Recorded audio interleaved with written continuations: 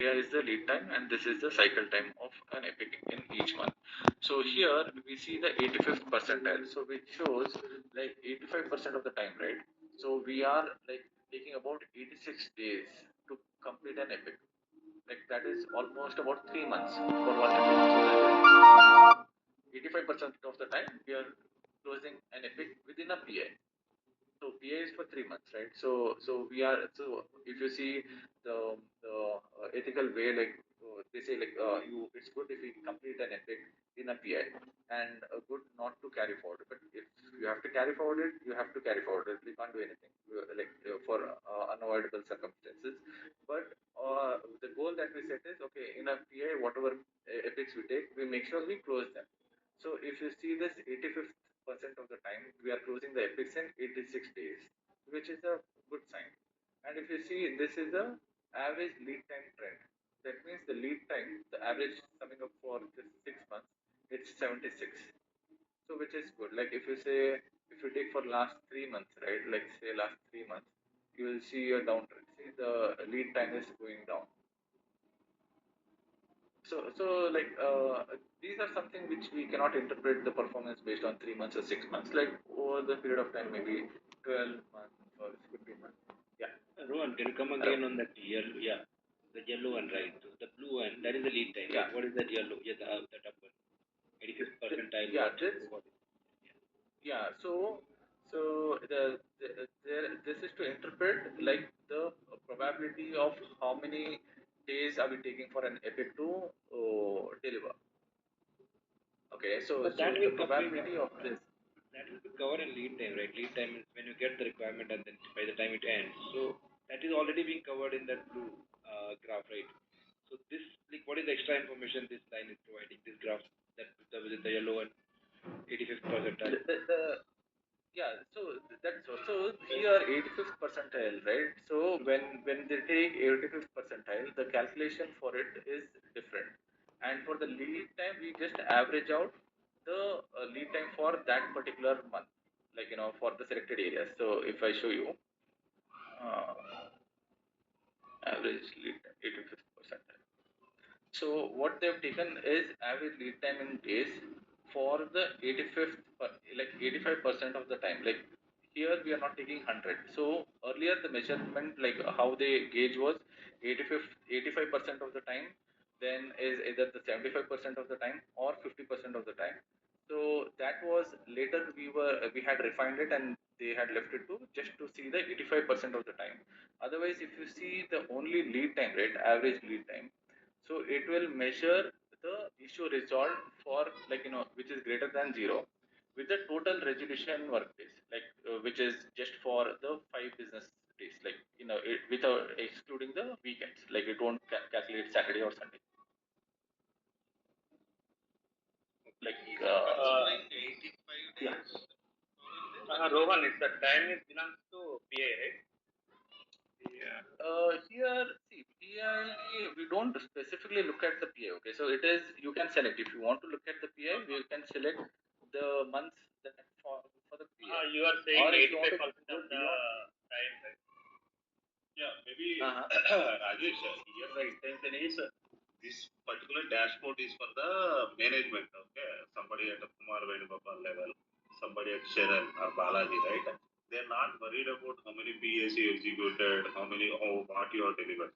They will look at the data for last 12 months or 6 months. It will give the trend, right? So from this graph, I can also say that if I create a new JIRA request, within 90 days, the JIRA can be completed. 85% of the time means only 15% there is a chance of not completing that epic in 90 days. If I create a new JIRA request as an intake request, right, as a JIRA epic, like it will be completed in 90 days. Okay, and don't look at a PA level in each PA. You got it at a management point, not you and me. Maybe these dashboards are mainly meant for see. First thing they identified, they need to implement a safe 6.0. Okay. Second thing, they are measuring it up. Okay. First thing that it is like they selected safe 6.0. There are many safes, right? I mean, there are many scrums, but they selected only safe. Okay, scaled agile they selected. Second step, they invested money and trained all of us in SAFe. The third step, they are trying to implement SAFe.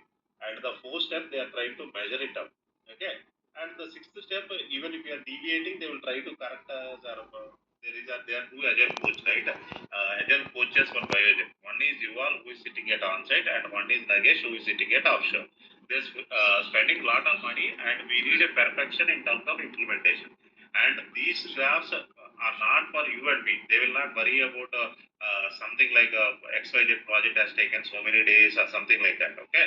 Their main intention is what is the trend? What is the value addition that has been inducted by using SAFe? Can I go and implement the same SAFe in other teams? For example, EBS team, ERP team started implementing it, but some other teams, right, or business owners are not implementing SAFe. They don't know what is SAFe. They create Jira request and they give to us, right? So they will have a discussion on that. Okay, I will come to that point a little by later. Okay, let Rohan complete his part. Yeah. So yeah, so like if you see this 85th percentile, right, Danish. So it will just be constant, like it will stay at these days level. But if you see the average trend, right, it will show if it is going uptrend, downtrend, like Yeah, because to your question, right? So yeah, of yeah, course, that is the so lead time that is so changed. The lead time. Yeah. so yeah, this like similarly how you change the scale, time scale, right? So the average, the 85th percentile also will sum up to according to that time window what you have selected. Like if you see here now, the lead time is pretty much constant. Like, and if you see the 85, like probability of issues is 86. If you go like again to 12 months, it is slightly reduced to 83 or something, like 83, considering the 12 months. And if you see the trend, like the lead time trend is different. So similarly, if I go to 3 months, you see the lead time increases to 91 days, considering just the 3 months data. But if you see the average trend of the lead time is showing towards a downtrend. So this is something like, yeah, like when you mentioned, right? So this is asked from the leadership for them to view the data and just to see how we are progressing in terms of SAFe, adapting SAFe, and how we are doing, if we are on the right track or not. So any more questions on the flow time here? I'm good. Okay. So coming to the EAS control chart. So the control chart over here is little different from what we have in Jira. So the Jira, right, the control chart has evolved from years to, like more than a decade. Like so they have a lot of things, information in it, and here we are yet to evolve. And what we are looking at this control chart is here right now we are focusing on the done items. Like how did we do in the with the Maybe epics that one thing, are done. So Rohan, I will take over. Okay, maybe yeah, guys, you know about the control chart and CFD. Okay, maybe here the graphs are little aligned differently, but that the definition we will go through it later. Okay, velocity chart, control chart, and CFD diagrams. You guys are already aware of it, right? So CFD is fine, but when it comes to control chart, there are some discrepancies. Like they were not able to calculate the rolling average. They were not able to calculate the bottlenecks of it, right? For example, in a control job, if you click on any dot, it will say how many weeks it is in fail, how many weeks it is in fraud, how many weeks it is in implementation state. We used to get all the detailed information. Now the ask is not that. Maybe let me share my screen. Okay, I will share my screen and then I will talk about it. Okay.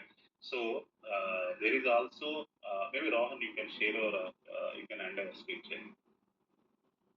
Okay. So yeah, sure. okay, so when it comes to metrics, right? See, the first part is like they spend money in terms of building infrastructure against SAFe, and we all are trained on SAFe. We did our certification. All is like included with the money, right? And they build the Jira to support us, and they have got the Scrum Agile coaches to support us. Okay, and then it is the time to actually implement. We implemented PA1, we implemented PA2, we implemented PA3, PA4, something like that. So when it comes to business, right, what is that value addition that has been done is what they wanted to measure, right? So there are three layers. One is competency, one is outcome, and one is the flow metrics. Okay. Now we are talking about the flow metrics. Flow metrics is nothing but you can take this like scaled agent framework. Okay, flow metric is nothing but they will talk about flow distribution, velocity, time, load, efficiency, predictability. If suppose somebody doesn't know how to go to that particular URL, right? Safe metrics, you type that, and automatically it will be routed to this particular page. Okay, you can go through it. I don't want to explain line by line, and I will give it a high level. Okay, this is parameters, right? You can always go through all this material. Okay, whatever we are doing currently now, it is all about the flow metrics. Okay, when it comes to the high level measuring the flow, right, they all about something called as competency. Okay, so let us see, like try to explain this particular diagram. Okay, so when you sense an opportunity means like they will identify use case for a project, saying that we can automate the PLM to grid, or maybe it could be like a CLO project. Okay, so there are many documents that are coming. So we want to upload into MySeals and they should be routed to the respective reporting manager or whatever it is, right? They sense an opportunity.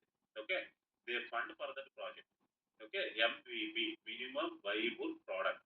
Okay, in project management or PMP, this is the most common terminology or word you will basically use. Minimum viable product. Okay, in order to get this particular opportunity in a real time, I need to get some funding.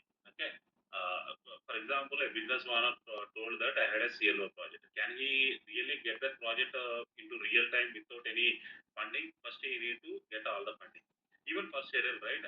You need to enable safe. That is the target given by Kumar Venugopal to Cheryl. She need to understand how many team members are there in BCCA.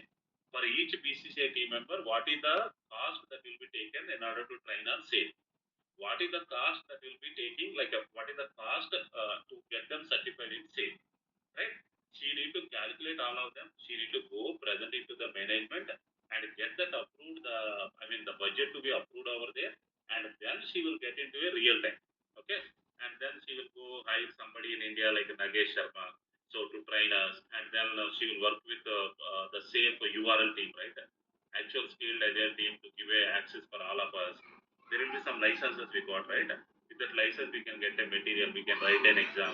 So this is what all the real things that happen. Okay, first one is funding the minimum viable product. Okay, organize around value, connect to customer, deliver MVP means deliver the project, right? Okay, and it is not about delivering only value and delivering value continuously. It is not about Cheryl doesn't want us only to be trained on safe, right? She want our delivery to be as per the safe guidelines. Okay, and then learn and adapt, right? This is the other thing. Okay, this is the life cycle. What is that happening? Business opportunity emerges and business opportunity is leveraged. In a service-based company, right? I'm telling you, like, since you guys can correlate, right? You work for somebody like PCTR, you work for somebody like Infosys. Okay, so you will get a project, right? First, before giving project to Infosys, right? They will say this is what this many services are there. You need to create a bid for it and give it to us. They call it as RFP. Okay, request for proposal. They will give it up. Then what will happen? Infosys, TCS, Wipro, or whatever companies are there, they all will bid for it. Whoever goes with the minimum amount and whoever comes up with the proper plan, right?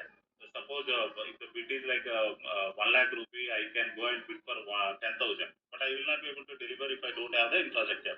So they will evaluate infrastructure and then they will give the project, right? That is what they do. Okay, so as part of this, business opportunity emerges, and once we completely do the deployment into production, complete the hypercare, right? Then again they will ask for a bid who can do the operational support. Development is one separate activity, operational support is different activity. And maybe if Infosys only bids for less amount, they will give it to Infosys only. If TCS comes and says like no, I can deliver it for 45 rupees, yes, they can give it to the TCS also with the minimum amount they can maintain that. Okay, this is the flow. Business opportunity emerges and business opportunity leverage. Okay. When it comes to flow metrics, this is what we are measuring as an RTE or a Scrum Master. We are measuring this. Okay. When it comes to outcomes, right? When it comes to outcomes, okay. Does the solution meet the needs of our customer and business? Who will take care of this? Is nothing but our PO will take care of. Okay. The outcome will be taken care by the POs.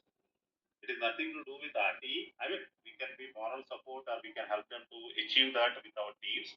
but the outcomes they have to define. For example, the product owner is product manager is like Balaji, product owner is Bharat, Neral, Sachin, Dimtam, Sangana, whoever you call, right? So they need to come up with an outcomes. Okay, so outcome and key results, OKR, they call it as OKRs. You see here, OKRs, objectives and key results. Okay, you can read about it. What is the objective and what are the key results? See here, achieve a dominant position within the autonomous delivery market. Okay, for example, let us say it is an iPhone. Let us say it is an iPhone.